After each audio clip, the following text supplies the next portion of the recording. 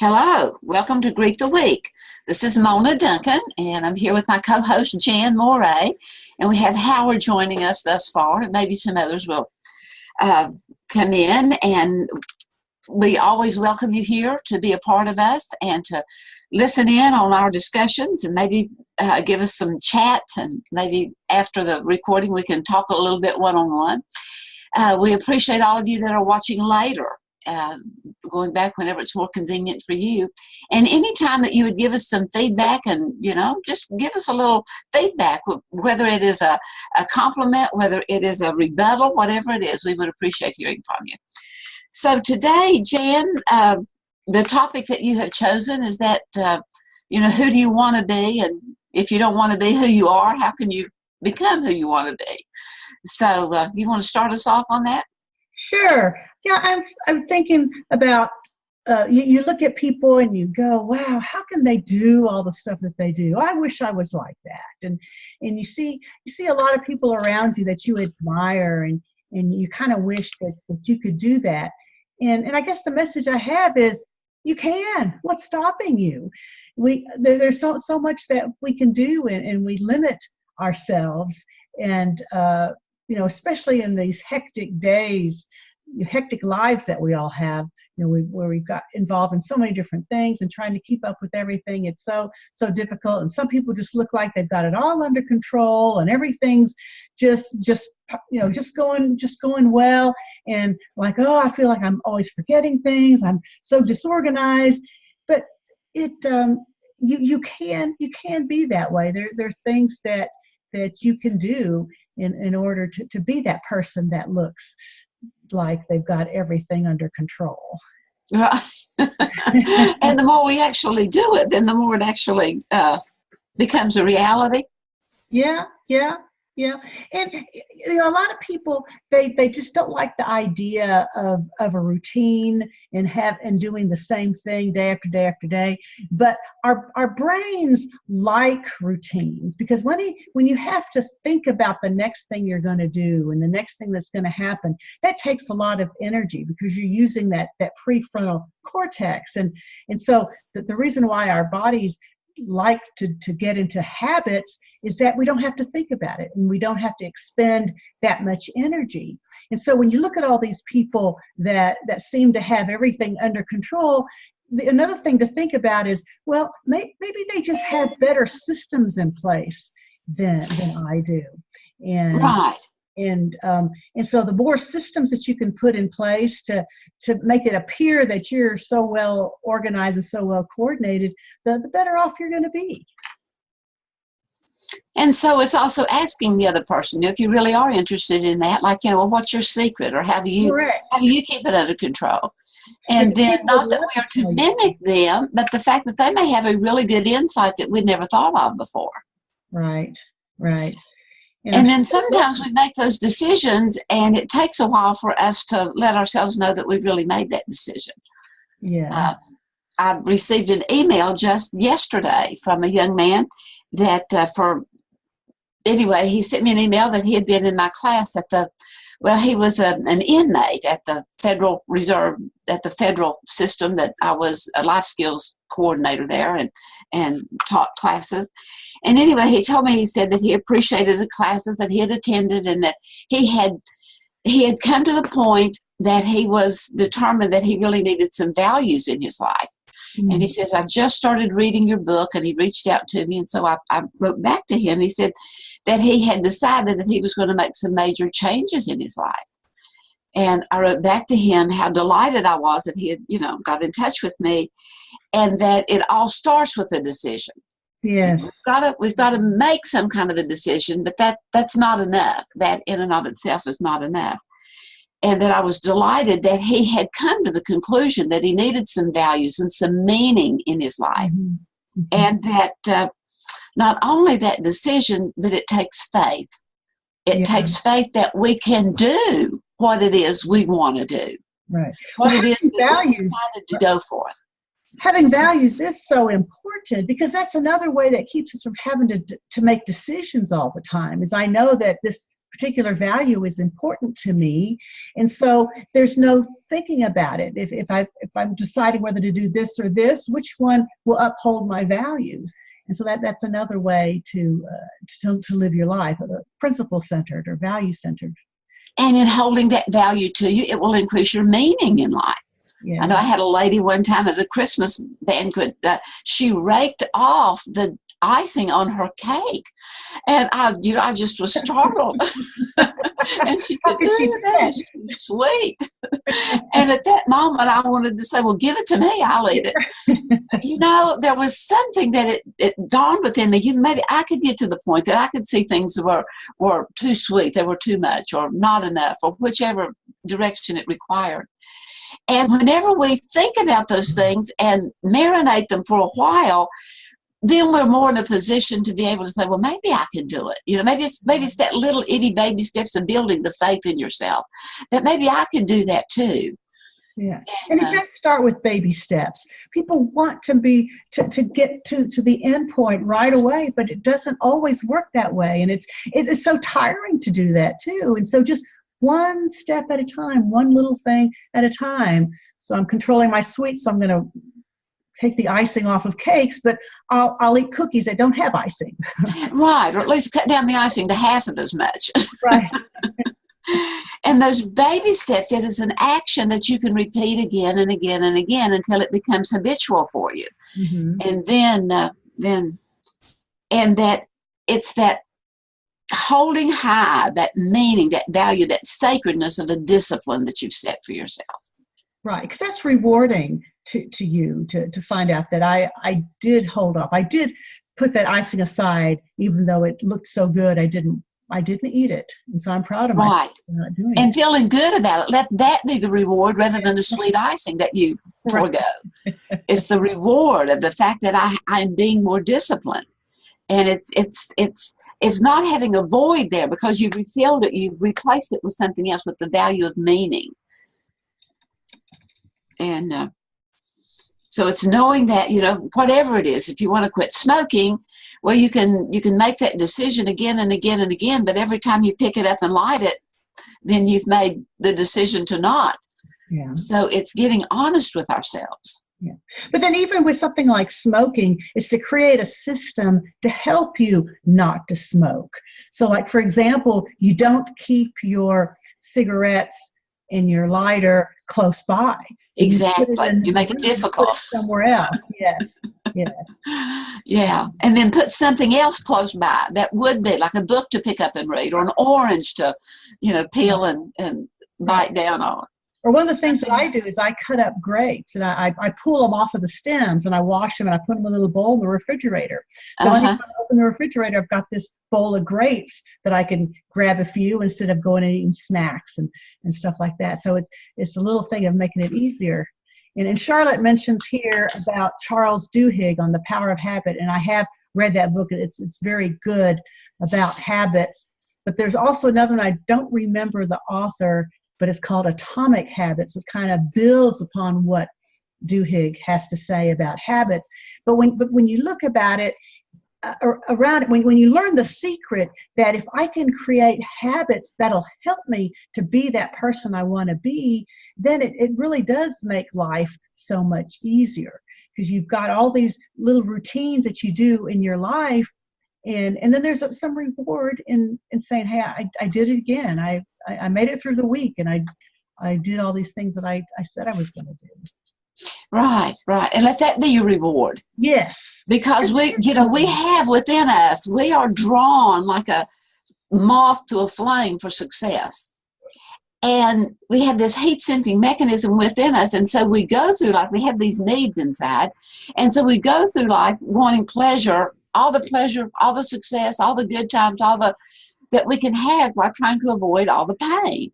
The thing of it is that all too often the things we go for is what brings pain into our life, whether it is being disorganized or whether it is overeating or indulging in habits or things like that.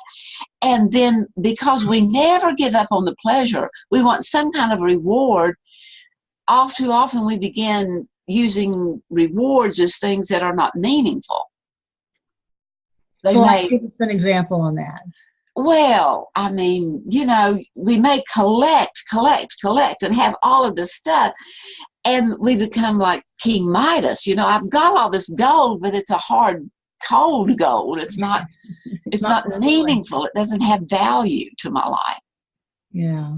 And that's what leads to addictions and unliving sex and violence and all kinds of things, because we're just going for that reward as opposed to the meaning that goes along with it and the value that goes along with it. The instant reward right now, instead of looking Right. at how am I going to feel later on? What's it going to do for me in the future? Yeah. So in setting those habits, as we begin to replace that reward of right now, I mean, it doesn't seem like a reward, but hey, I said no to that. Right. Or And I feel pretty good about saying no to that. Right. Because those feelings are important. They just need to follow. I feel good about saying no to that rather than I am ruining the fact that I said yes to it. Mm-hmm. Right. Because we want those feelings definitely will follow. And we want them to be good feelings, pat on the back feelings. Yeah. Rather than the, oh no, woe is me. Right. Feeling. Or it's so hard, I can't do this. I think I've heard a number of people talk about how hard things are. Yes, it is hard to change a habit, especially something that you do get pleasure out of. But then again, you look at your value. Well, what is my value? What is my principle that I'm living by? And I want to hold up that principle and live my life that way. And right. And it takes time and effort to create the habit. But once you do it, you don't really have to think that much about it. And it's also realizing how the power of words. That if we say something is hard, first of all, our mind is, if we're even just thinking it, oh, that is so hard, our mind is going back through all the files and say, oh, well, what's been hard for her? Right. What's been hard for him? And so what the mind does, what the body does, the body's a good servant. So if it's hard, it's going to, get all of its reserves. It's going to pump up that muscle so you can take care of it. It's so hard. But if we just state the word, just instead of saying it's so hard, if we would just say it's not easy. Yeah. Oh, it's not easy to be organized. It's not easy to say no to that. It's not easy. Again, our mind is going through our body saying, easy, what's easy? And then it just relaxes. Now, we have not changed the situation at all. No, we have not argued with ourselves that it's hard. We have just simply said it's not easy to do that.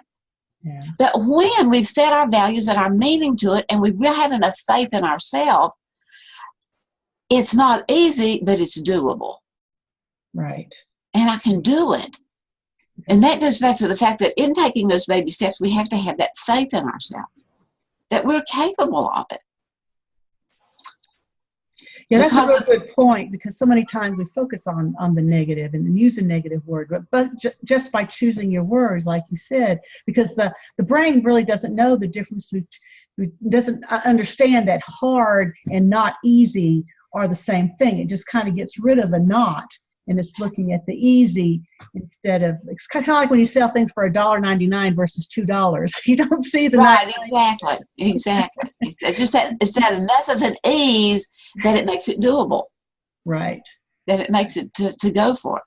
Yeah. That it makes it not seem as hard as it was to start with, even though it was just a penny. Yeah. In the $1.99 versus the $2. That's right.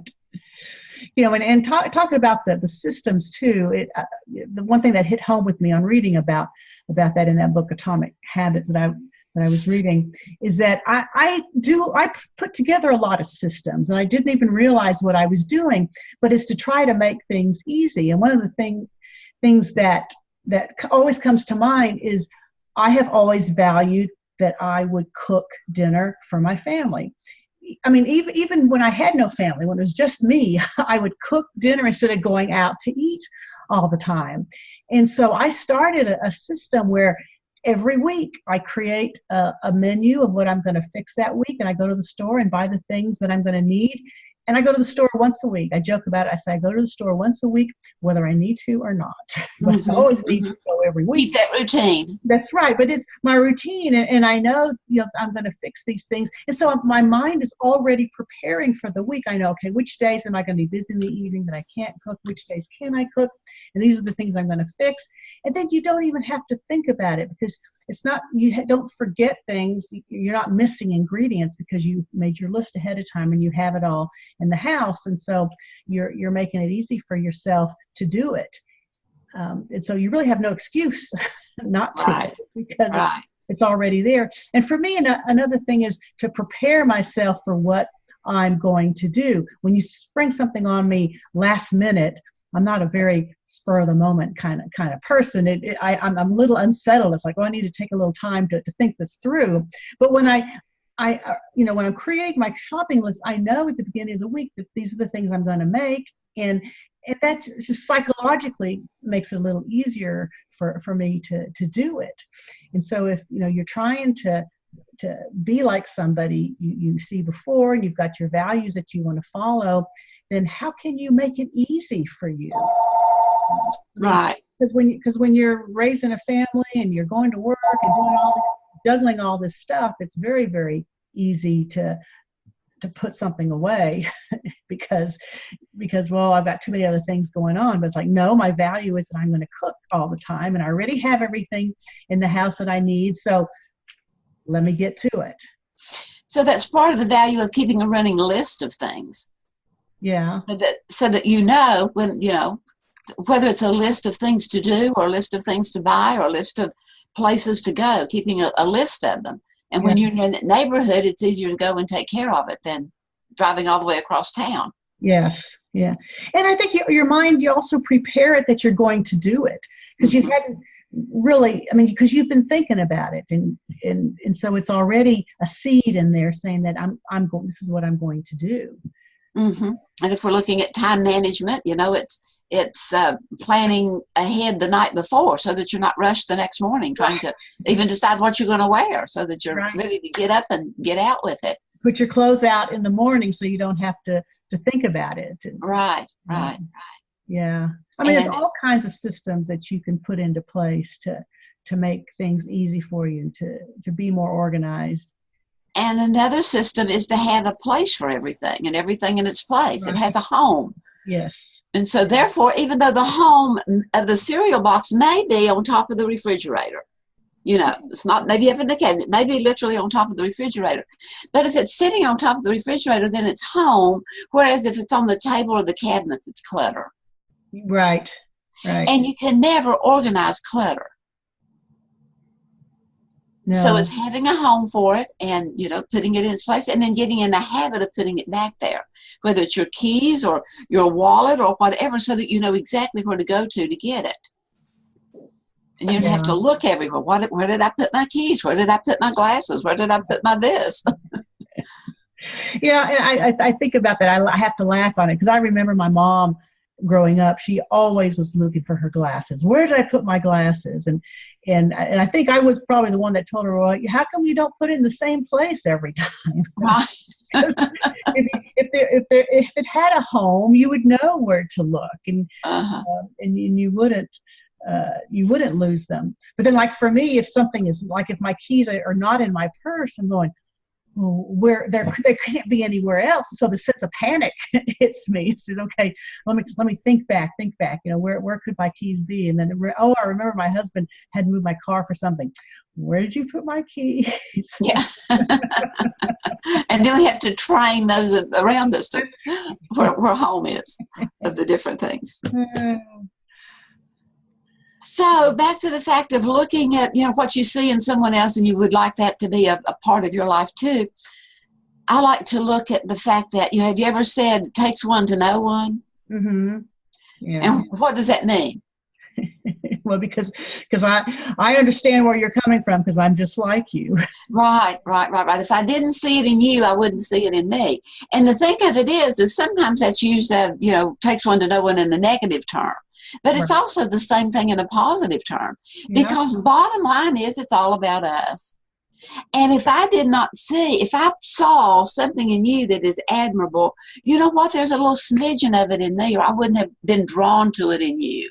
It's that like, the law of attraction, or like calls to like, whatever you want to call it.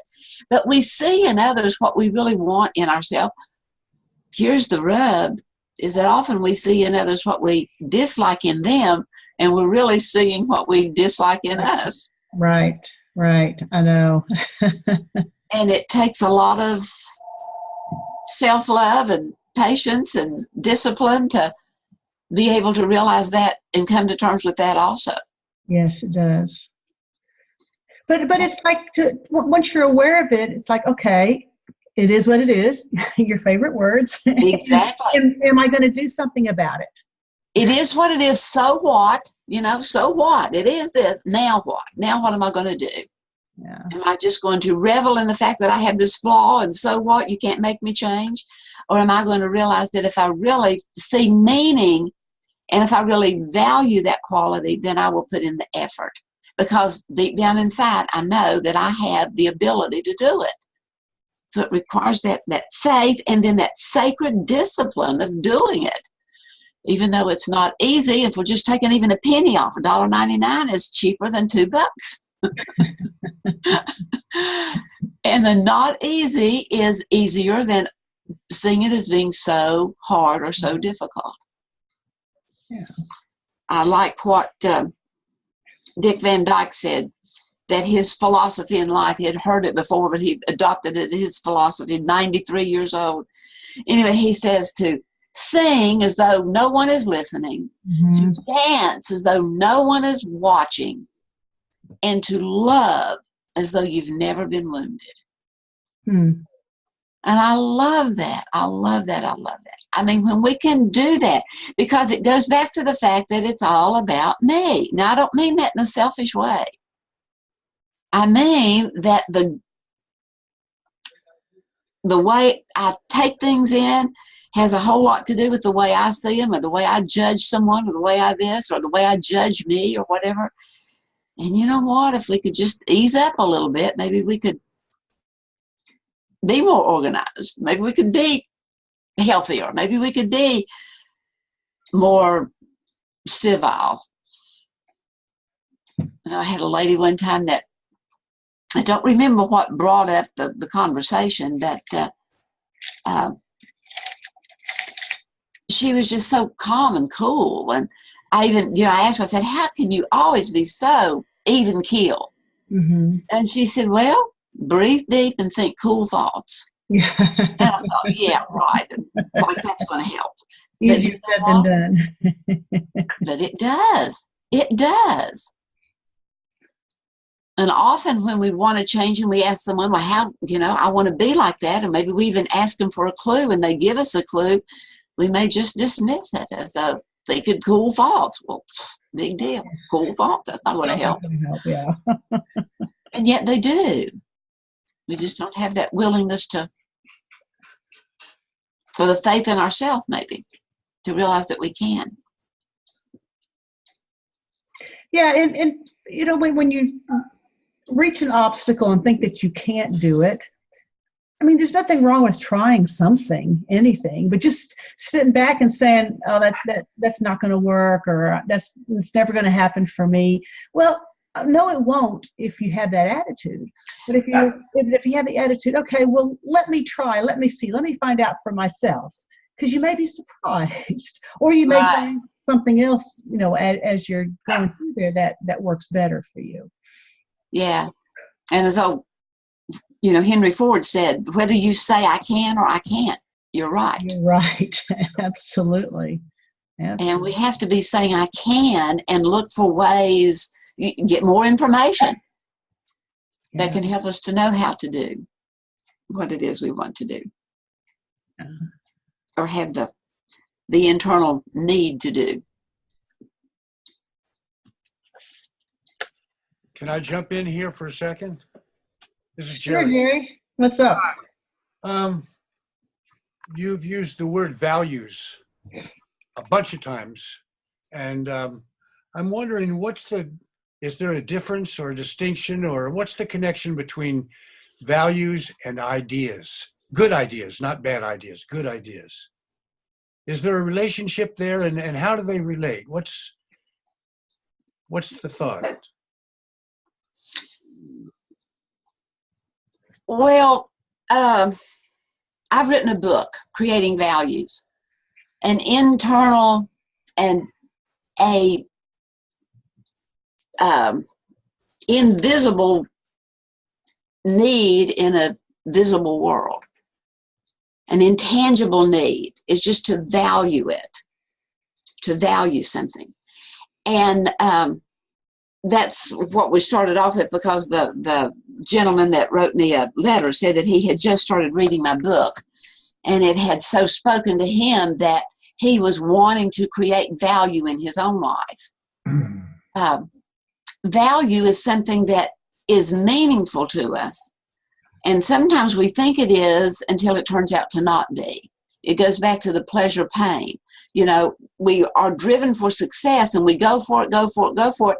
And it may be all kinds of success as far as other people think. But when we know deep down in ourselves that it's not giving us value, that it's not, that it's just not working for us, that it's, I have everything. It's that the gold is stone. You know, it's my daughter, but she's cold and indifferent. And so the value has been lost. And it's whenever we go back and we kind of look at ourselves and get honest with ourselves as to what is valuable that brings meaning. And it has to be for you individually, because bottom line is, it is all about us. But all too often we will go for those things because it looks like it from a value system that maybe is not in keeping with our own wisdom heart. And so therefore, well, I tried it, but that didn't work. Well, I tried it. Oh, yeah, I know. Well, I do that. I do that. I do that. Well, if we keep doing those things, it keeps, but there's just something missing. Well, we've got to look at it within ourselves. What is missing? And our wisdom heart will tell us if we turn off the ego mind to really know what we mean. I mean, whenever we have pain, I like to look at the pain and I like to talk to myself. You know, I've had a pain in my left leg, and I said, you know, what is it you need? I'm so thankful that my legs work, that, you know, that I can go and walk and all that, but what's causing that pain? And sometimes it sounds silly, you know, it said, move. Oh, okay. And so for about the past year, I've been moving, and that pain is almost completely gone, and it's getting less and less every day. And, you know, sometimes people are so tired, and I'll have them to sit and just meditate for a minute and talk to your body and thank your body for doing what all it's doing and where all it's going and all this kind of stuff. But then talk to your body and ask them, what is it you need? And the first thing that came out of her mouth was sleep. But are you willing to give it to your body? Oh, no, I got too many things on my to-do list. I've got too much this to do, too much that to do, too much. And we sabotage ourselves. Well, where do ideas fit into this formula? Well, maybe an idea is something that helps you to meet your value. You know, like for example, the whole sleep thing. To me, getting enough sleep at night is very important. That's one thing that's non-negotiable for me. That's one of my values. I make sure I get enough rest at night because I know how it helps my body. But there's sometimes you have some, so you're going, okay, so how can I get everything done during the day so that I get enough sleep? And so I might have some ideas about how I can do that. But the idea is in support of some value or principle that you have. So is an idea maybe the first step towards satisfying a value? Maybe? I'm trying to understand the relationship. Well, it is. It could be the first step. And then we have to honestly evaluate with ourselves. You know, did it help? Did it hurt?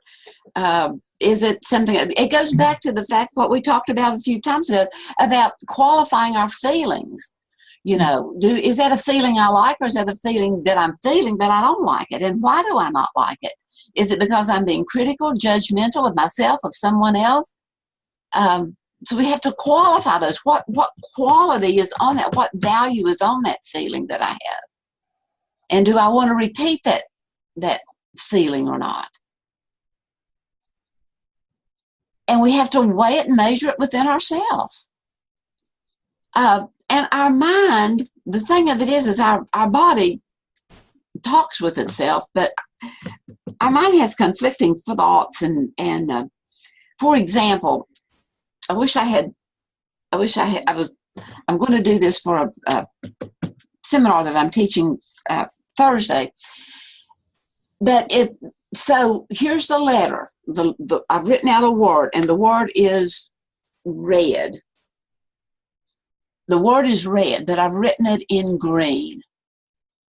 Okay, it's all different colors. You know that there's red and green and purple and orange, but the words themselves are written in different colors.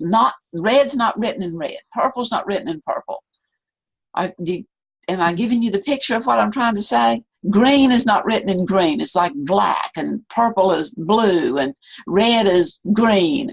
And you are to read what it says. Read what it says. And all too often, people will, you can't read fast, because what you're seeing and what you're thinking and what you're trying to say and what you're trying to understand, they're in conflict with each other. And so it's the same thing. It is looking at the fact that one part of my brain is looking at the color, and another part of my brain is looking at the word. One part of my brain, one part of my being, one part of all the information that I've stored up seem to be so hard, where if I could just change it to be not easy, it would make a little difference in it. That may make it more, that may make it less difficult.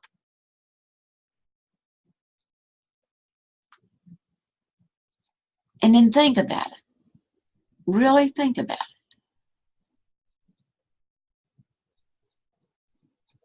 And am I willing? Does this help? It's to continually self-evaluate. Because as we continually self-evaluate, then we're not looking so much for that praise or the correction or anything else from anyone else. You're finding it within yourself. Yeah, that I'm doing the best I can, but you know what? There's always room for improvement. Always.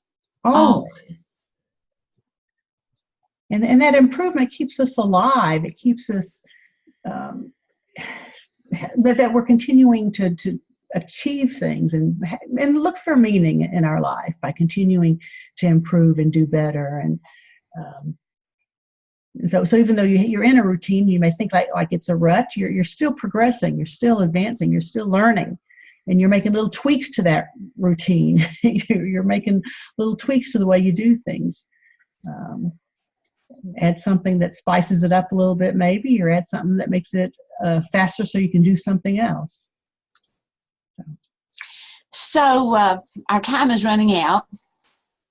And this Thursday, I'm doing a international training with the William Glasser Institute called the Pleasure Pain Syndrome. And Jan, if I send the link to you, can you somehow put it with the YouTube thing? But if anyone wanted to join that was with us today, I'd love to have you in the audience, and if you would like to. And then also on December, well, it's in January. We'll talk about that later. But I'm going to be doing another training on evaluating, the power of evaluation. Okay. And so I'll send it. Sure. Okay. Well, thanks everybody for joining us today, and we'll see you next week for another edition of Greet the Week. Bye-bye.